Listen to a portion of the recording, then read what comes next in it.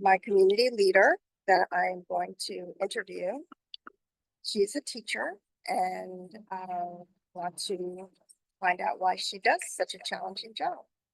So we're just waiting for her to come on. Tell her, Laura. Yeah. Okay. Hi, Carmen. How are you? Thank you so much for agreeing to do this. I really appreciate it. No worries. A big help. So tell everybody who you are. What's your name? Hey, my name's Victoria Johnson, and I'm a teacher in North Carolina. Okay. All right. What grade do you teach? I teach first grade at Sandy Ridge Elementary in Durham. Awesome. Awesome. So why would you do such a challenging job? I've always loved children. I communicate really well with them. I love watching them play and grow and learn, and I just wanted to be a part of that process.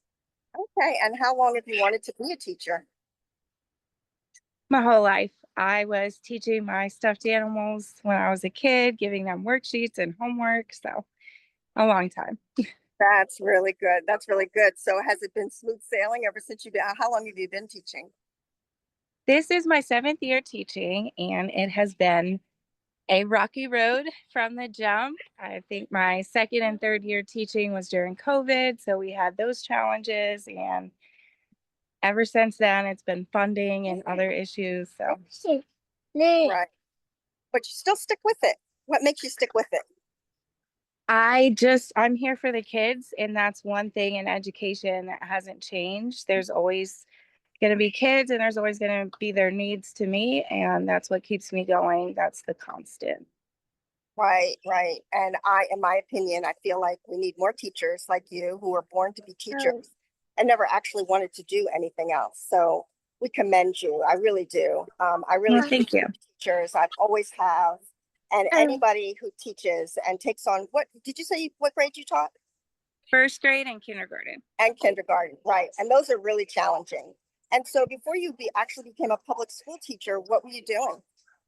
I was an instructional assistant, so I was in a classroom helping the teacher perform her daily duties.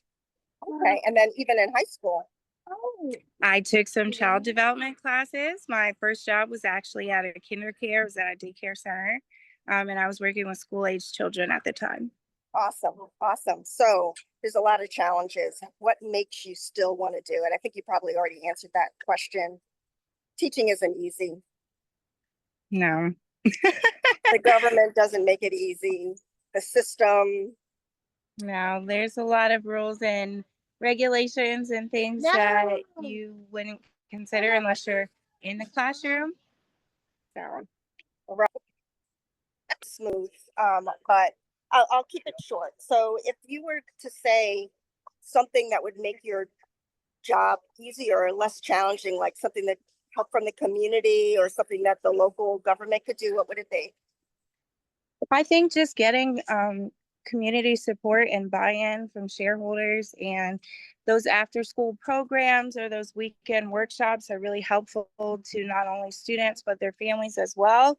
And just education, having parents know what these standards are that their students are supposed to be learning. And a lot of that comes from federal funding and state and local funding as well. So just community support would be the biggest thing. Right, right. Okay, all right. And community in terms of also the parents of the teachers participating as well. I'm sure that would help as well. Yes, parent support is the biggest indicator of student success. And so we really need those parents supporting their children the best way that they can.